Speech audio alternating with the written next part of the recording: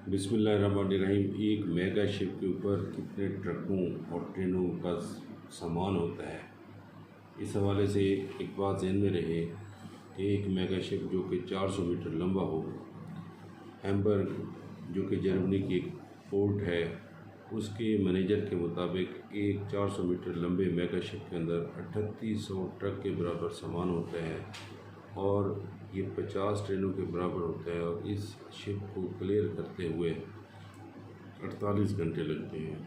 ये बहुत बड़ा जहाज़ होता है जिसमें हज़ारों के तादाद से कंटेनर होते हैं।